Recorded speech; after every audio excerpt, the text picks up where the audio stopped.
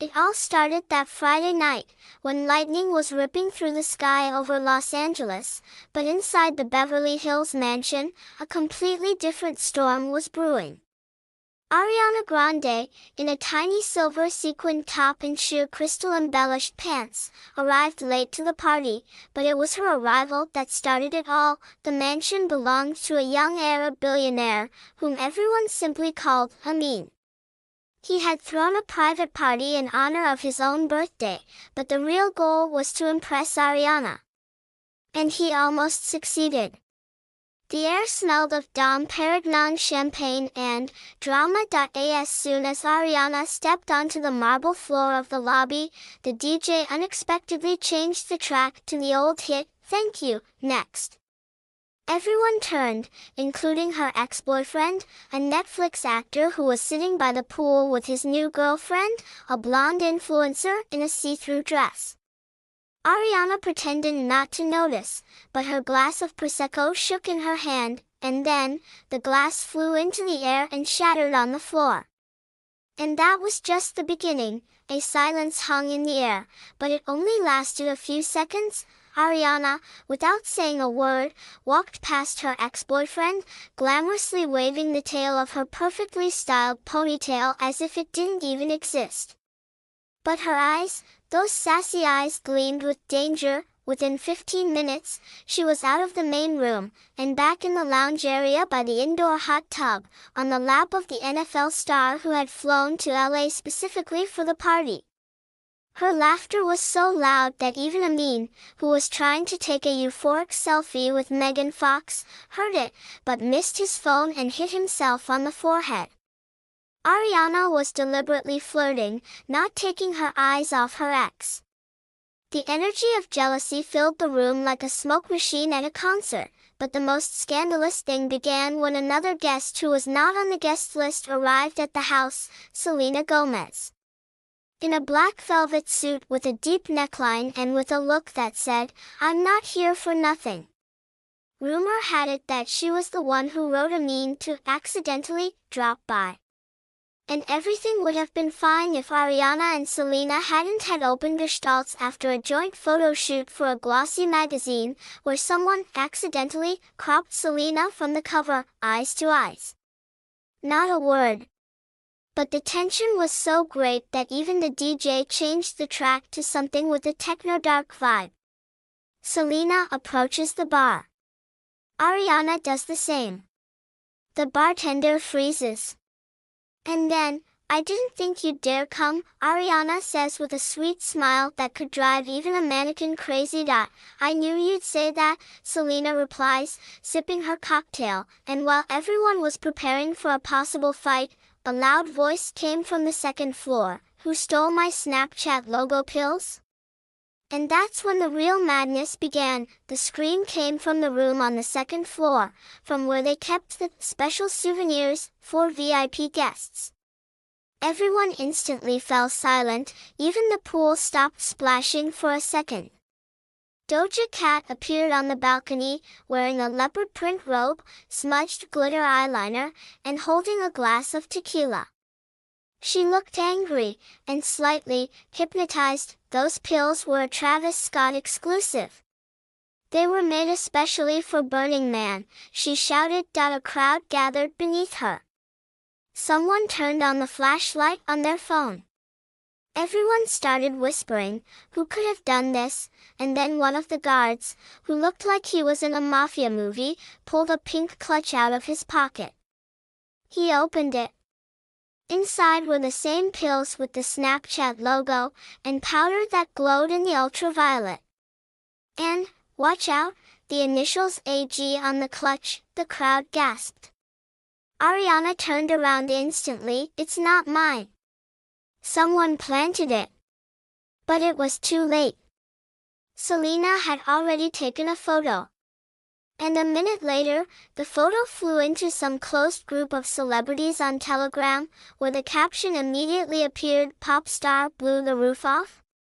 Amin, who until then was in a pool with 6 models and a smoke machine right in their faces, finally decided to intervene.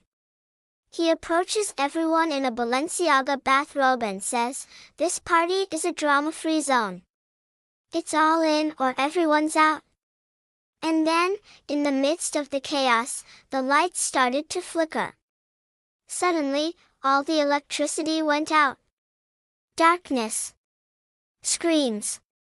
Someone fell into the jacuzzi. Someone shouted, "Call Kris Jenner, she knows how to fix this." When the lights came back on, Ariana was gone. She disappeared. Without a guard, without a bag, without a word. Everyone wondered, had she run away or been taken? And somewhere in Malibu, the first headlines were already being prepared: Grande trouble, pills, jealousy, and the disappearance of a star. Ariana Grande at the center of the loudest party of the year, Doja Cat versus Ariana, who set whom up?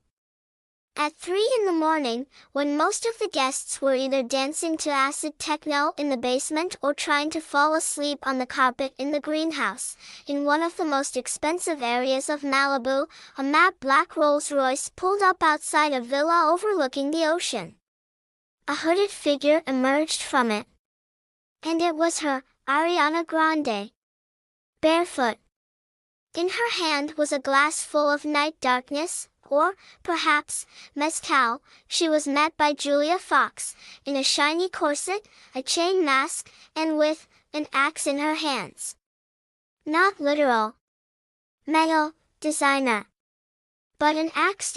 They're looking for you already. "You're in the center of chaos again, my little chaos queen," Julia whispered, suggesting that Ariana put on a silver coat from Mugler. "Let them look for you," Ariana replied. Her voice was quiet, but inside there was a storm. "They wanted a show, I'll give them the finale." And while all the media were already spreading the news about the missing singer, Ariana was preparing for her revenge. She knew that clutch with pills wasn't hers. But she also knew who could have done it. The next day, on the front page of one of the socialite tabloids, an exclusive photo appeared: Selena Gomez on the balcony, next to the bartender who accidentally switched bags that night. Ariana had her proof. And she was preparing a new post, scheduled for 8 p.m. on Instagram. "Be careful with those who smile when they want to destroy you. The evidence is there. The game has just begun."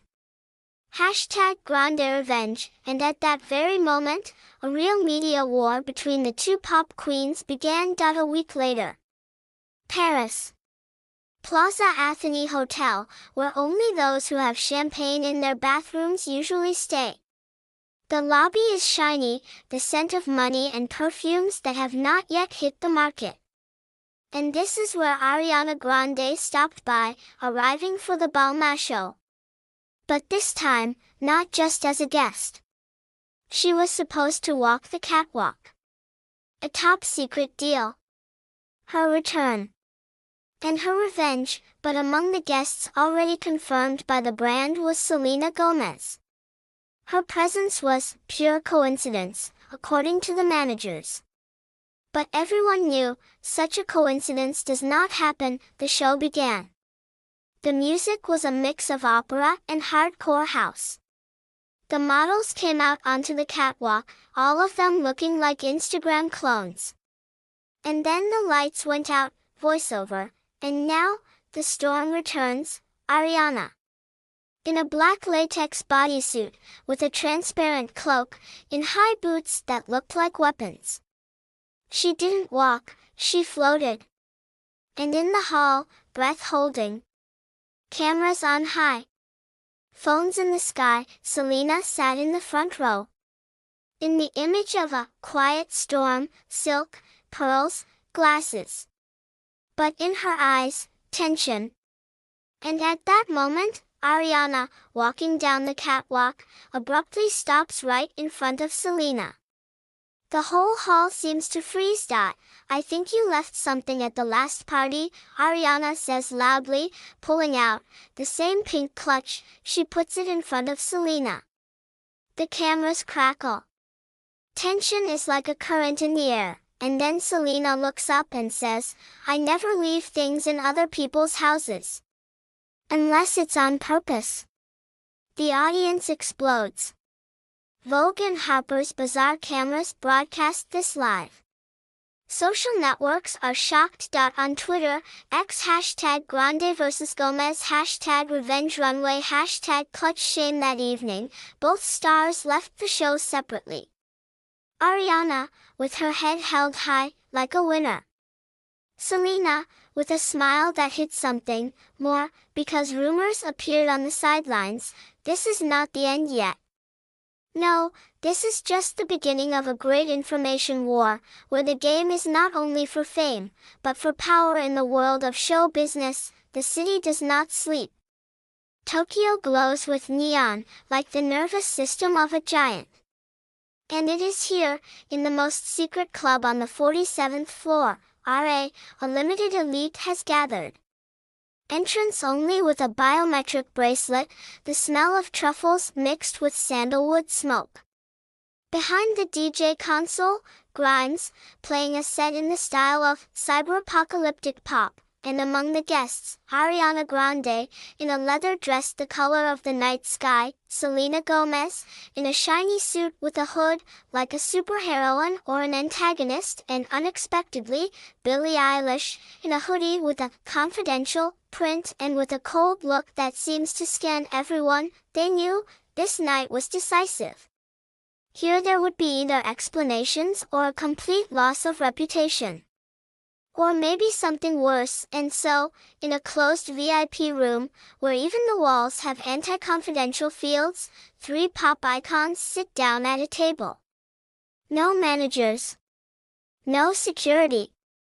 Just glasses of sake and a camera that is already filming for an unknown documentary project codenamed Fame Game. Only one will survive. Billie speaks first. "I saw how it all happened.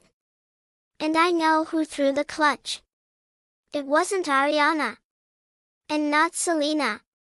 It was a show. Produced. Managed. Directed, by whom?" Selena asks, narrowing her eyes. "One of our own. A star. He filmed everything. And he already sold the rights to Netflix," Billie says, throwing a flash drive engraved with the words, "Confessions," on the table. Silence. Hearts beat louder than the music. Ariana takes the flash drive, turns it over in her hands. "So we're not enemies. We're actors in someone else's script," she says with a half smile. "And now, it's time to write our own," Selena adds. And here's what happened next, all 3 of them, united. The next day, a trailer appeared on YouTube. Pop goddesses, truth. Betrayal. Comeback. Interview. Behind the scenes. All the scandals. Uncensored. A new hashtag exploded on the internet. #PopTrinityWorld World Premiere, in a month, and the R Club? It disappeared the next morning. It no longer existed. A legend, like a ghost. Like most scandals in the world of stars, and only one phrase from Billie remained in the memory of everyone who was there that night. "In this show business, it's not the loudest who survives, it's the smartest who survives."